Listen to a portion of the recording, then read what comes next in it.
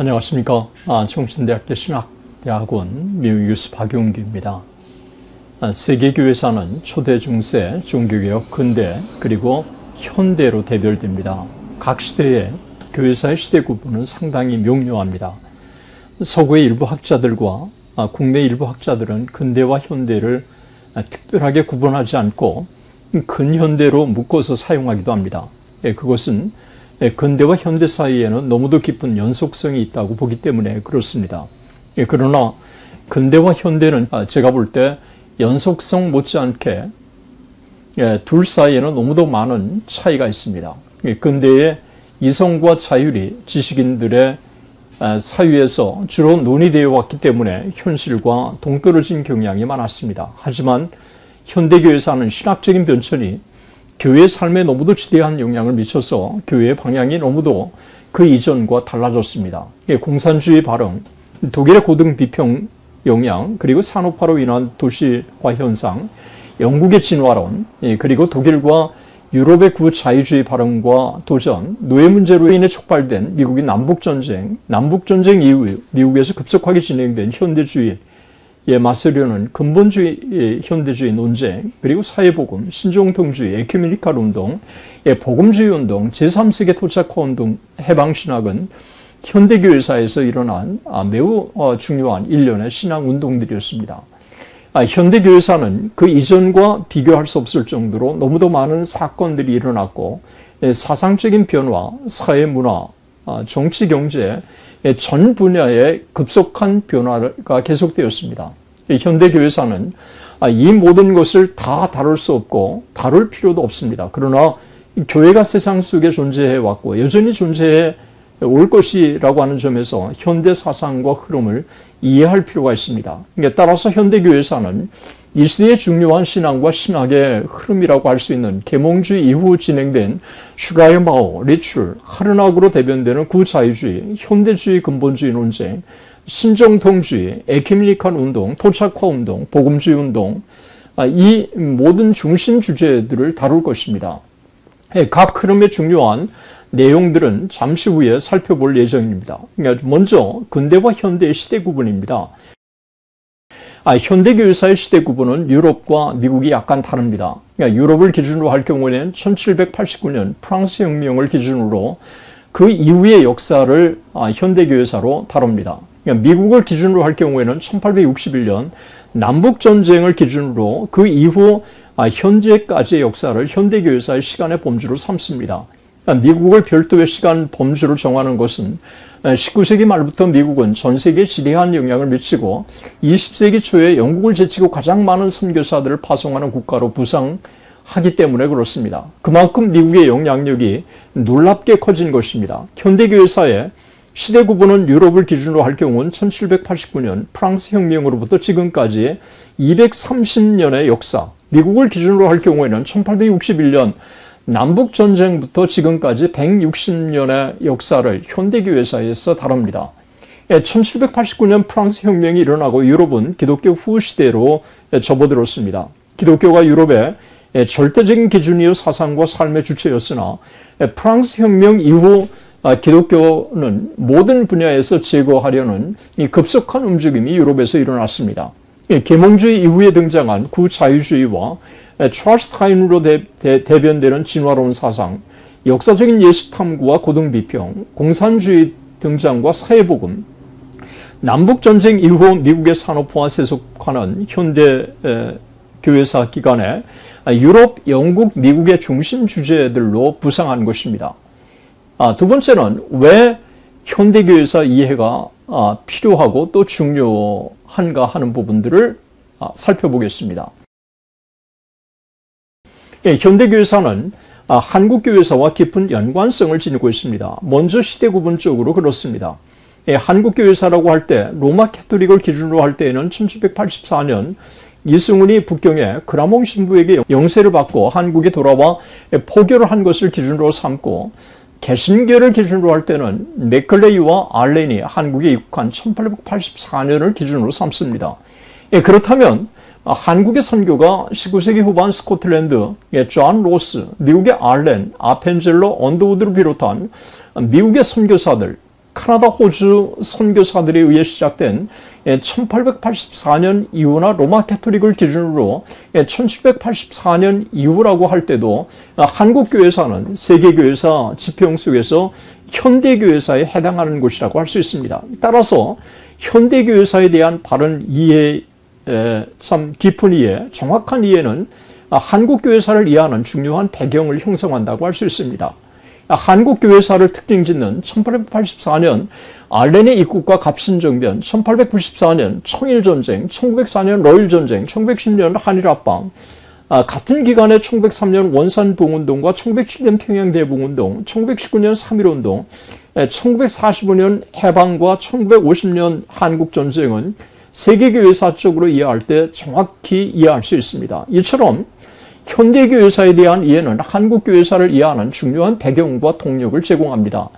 다른 하나는 단순히 역사적인 이해만 아니라 실제로 자유주의, 현대주의, 복음주의, 근본주의, 신정통주의를 비롯한 일련의 서구의 기독교 사상은 한국에서 진행된 신학의 흐름을 이해하는 중요한 기준을 제공합니다. 현대교회사의 이해는 현대 사상의 기원과 과정과 변천, 그리고 그것이 미친 영향과 결과까지 알려준다고 할 수 있습니다. 이처럼 현대교회사는 한국교회사를 이해하는 중요한 배경을 형성하는 것입니다. 이게 정리한다면 왜 현대교회사 이해가 중요하고 중요한가 하는 것입니다. 그러니까 첫째, 현대사주의 태동과 배경과 과정을 바르게 이해함으로 혼란스러운 오늘의 사상적인 혼란을 파악하고 그리고 정확하게 문제점이 뭔가를 이해할 수 있습니다. 계몽주의 이후 진행된 현대사주의 태동 배경과 변천을 바르게 이해할 수 있습니다. 둘째는 한국교회사를 현대교회사 지평에서 이해할 수 있도록 도와줍니다.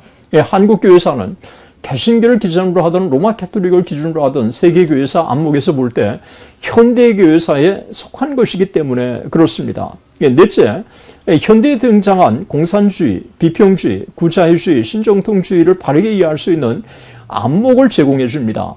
종교개혁 이후 정통주의 시대를 거쳐 현대에 와서 어떻게 왜 무엇이 변천을 맞았는지를 이해할 수 있는 틀을 제공해 준다고 하는 것입니다. 세 번째는 현대교회사의 주요 흐름을 우리가 들 수 있습니다. 현대교회사의 주요 흐름은 크게 6부분으로 대별해 볼 수 있습니다. 제1부, 구자유주의 등장, 정통주의에 대한 도전, 그리고 2부는 현대주의 대 근본주의 논쟁, 그리고 3부는 신정통주의의 운동, 4부는 에큐메니컬 운동, 그리고 5부는 토착화 신학, 그리고 6부는 근대 복음주의 운동의 발흥과 확산입니다. 제1부, 구자유주의 등장은 낭만주의부터 파르트 이전까지를 시간의 범주로 삼습니다. 계몽주의 이후 유럽에서는 낭만주의라는 사조가 등장해서 유럽의 기독교에 적지 않는 도전을 가져다 줍니다. 대표적인 인물은 슈라이어 마오입니다. 그는 자유주의 신학의 아버지라고 하는 평가를 받습니다.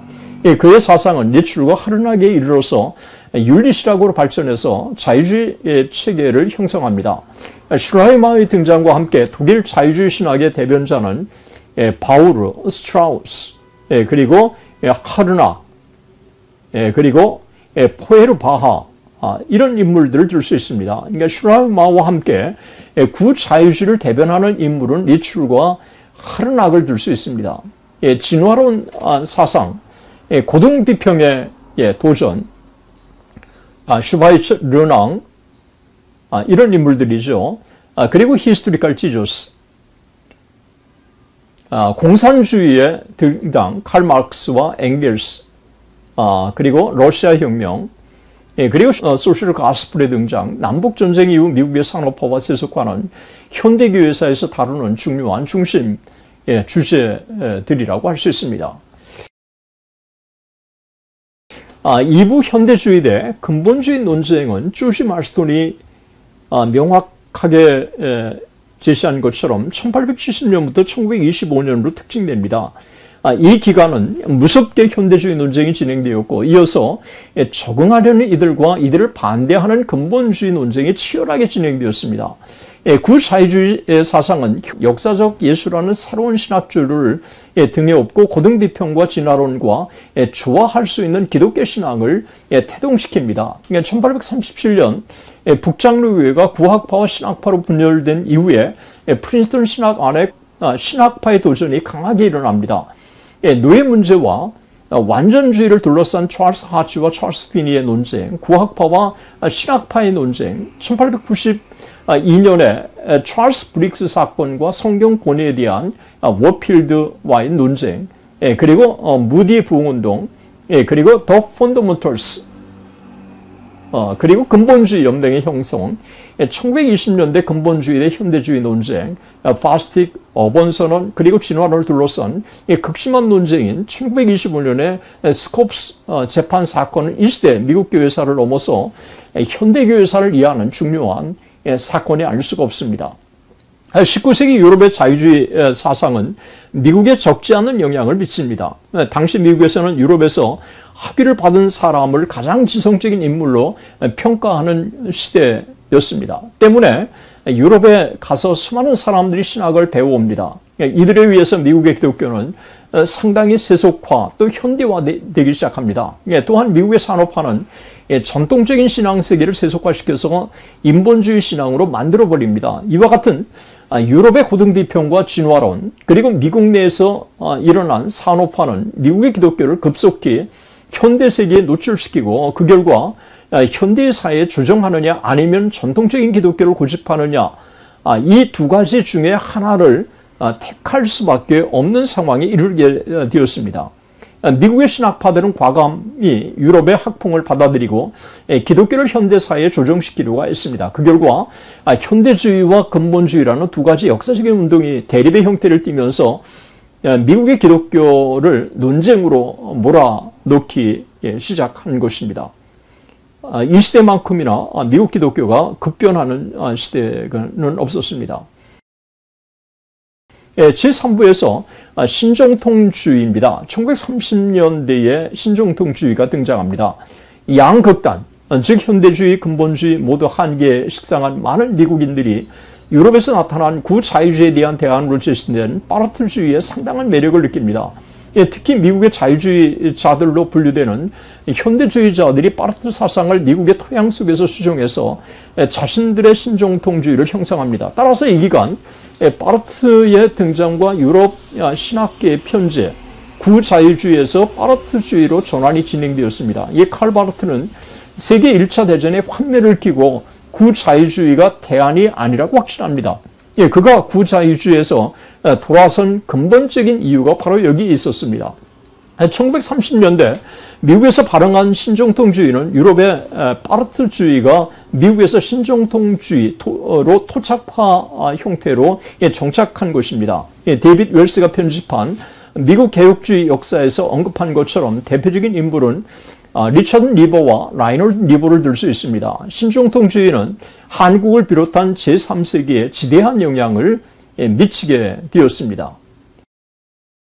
제4부 에큐메니칼 운동은 IMA, 1910년 IMA에서 WCC까지 1910년서부터 현재까지를 다룹니다.